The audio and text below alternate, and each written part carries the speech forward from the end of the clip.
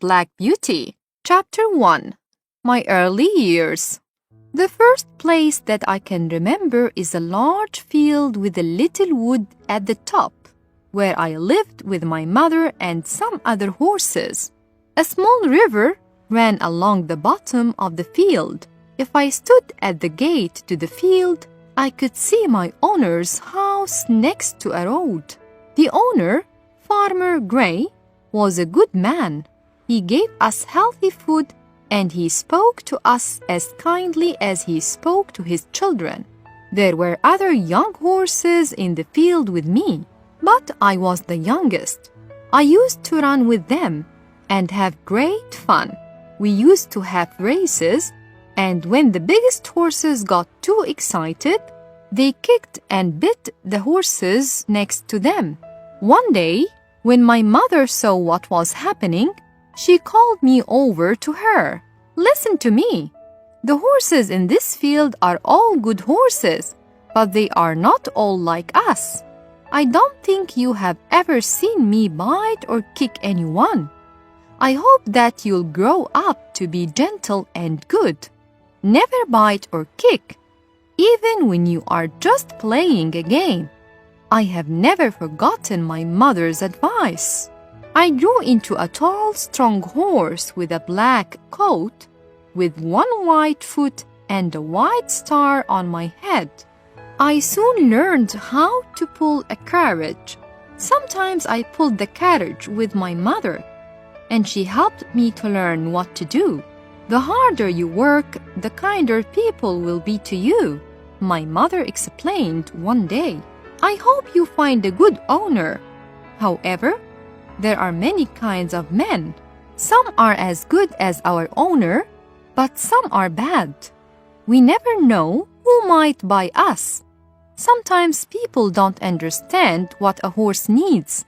I found out that my mother's words were very true. When I was older, Farmer Gray decided to sell me to a new owner.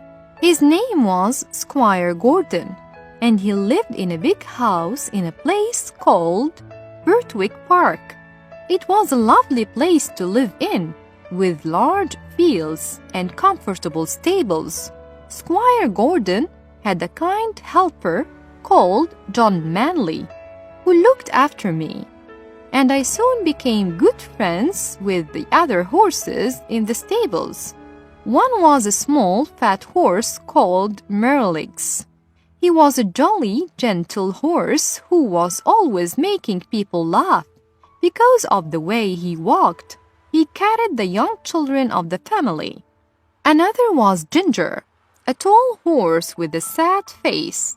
Merrylegs told me that Ginger often bit or kicked because people were not nice to her in the past.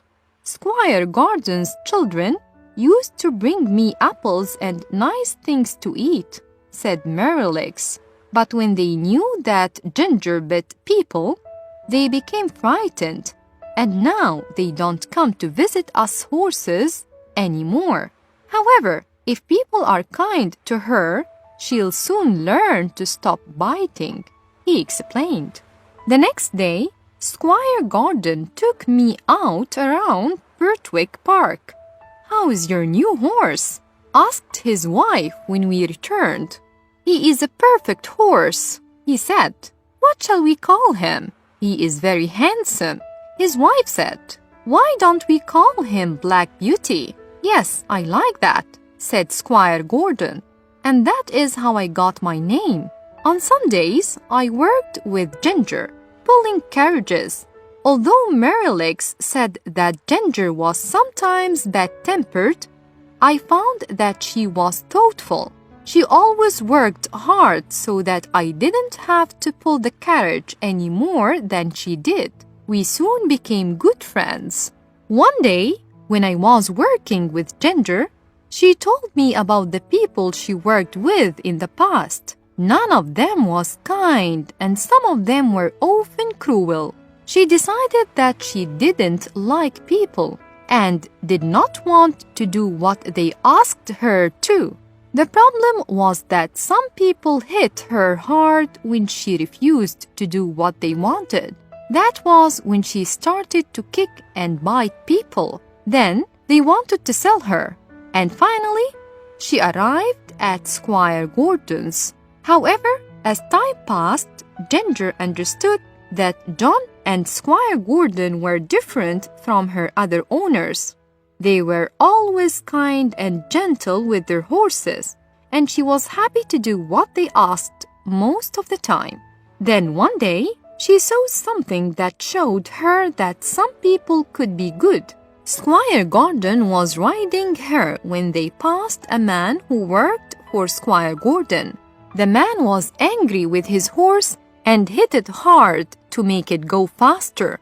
Squire Gordon did not like this. "I've never seen a man who was so unkind to a horse," he cried. "No horse will do what you want by hurting it. The people who work for me must understand that a horse is not a machine." Ginger now began to respect Squire Gordon. After this, she decided she would not bite or kick people anymore. "She'll be as good as Black Beauty soon," said John.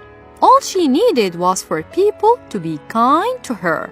One day, I was surprised when John brought Merrylegs back to the stable and said, "Don't do that again, Merrylegs, or you'll be in trouble." "What did you do?" I asked him. I was very surprised because Merrylegs always behaved so well. "Oh, I didn't do much," said Merrylegs. "I wanted to give the boys a lesson, so I threw them on the ground." "What?" I said, very surprised. "But you are always so careful with the children." "Of course I am," he said. "I would never hurt the girls or the little children, but the older boys need a lesson sometimes." He continued, "They think that a horse is like a machine, which can continue for hours without a rest. They never think that I can feel tired. So I stopped. When I didn't continue, they hit me with a stick. Then I threw them off. They need to learn how a horse feels." "Why didn't you kick them?" said Ginger. "No, I would never do that. I threw them off because I knew it would not hurt them. If I kicked the boys, I would be sold to some unkind person who would hit me all the time. We must always remember what a good place we live in."